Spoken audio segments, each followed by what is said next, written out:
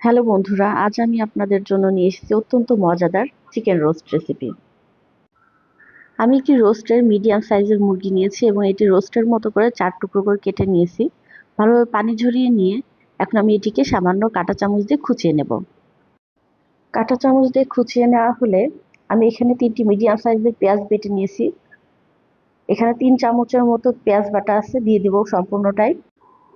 এখানে 3 চা চামচ পেঁয়াজ বাটা আছে।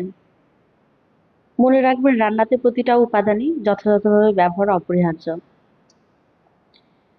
এখন দিয়ে দেব বাদাম ও কাজু বাদাম একসাথে বেটে নিয়েছি 2 চা চামচ পরিমাণ।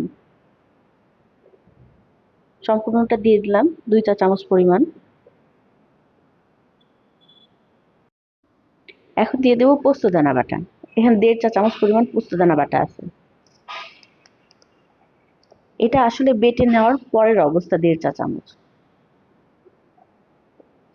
যখন পোস্তদানা বাটতে যাবেন, এটা শিলপাটায় বেটে নিতে হবে, কারণ এত স্বল্প পরিমাণ ব্লেন্ডারে বাটা সম্ভব না।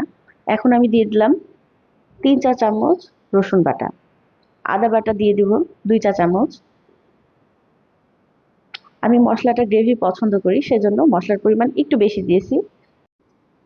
এই পর্যায়ে দিয়ে দেবো টক দই। আমি এখানে উঁচু করে 3 চা চামচ টক দই নিয়েছি, সম্পূর্ণটাই দিয়ে দেবো।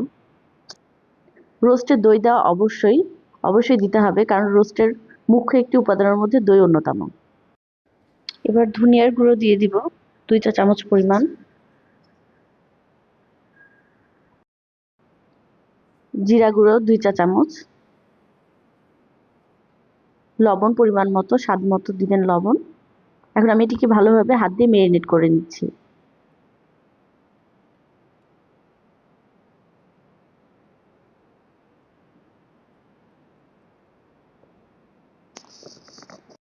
এখন আমি এতে হাফ চা চামচ জয়ফল জয়ত্রী বাটা দিয়ে ভালোভাবে মেরিনেট করে 1 ঘন্টার জন্য রেস্টে দেব। তারপরে মূল রান্নায় চলে যাব। 1 ঘন্টা পরে মূল রান্নায় চলে আসলাম। গ্যাসের চুলাতে আমি ফ্রাই প্যান বসিয়ে দিয়েছি। আপনারা চেষ্টা করবেন ফ্রাই প্যানে রান্নাটা করতে। এতে করে মশলাটা নিচে লেগে যাওয়ার যে ভয়টা, সেটা আর থাকবে না। আমি পরিমাণ মতো সয়াবিন তেল ঢেলে দিচ্ছি প্যানে। এখন এর মধ্যে দিয়ে দিব 2 চা চামচ ঘি। ঘিটা অবশ্যই দেওয়ার চেষ্টা করবেন, এতে করে রোস্টের অথেন্টিক যে টেস্টটা, খুব সুন্দর একটা সুঘ্রাণ পাবেন এবং টেস্টটাও খুব সুন্দর হয়। এখন আমি দিয়ে দিচ্ছি পেঁয়াজ, কুচি করে রাখা পেঁয়াজ। আমি মোটামুটি 1 কাপ পরিমাণ দিয়ে দিলাম।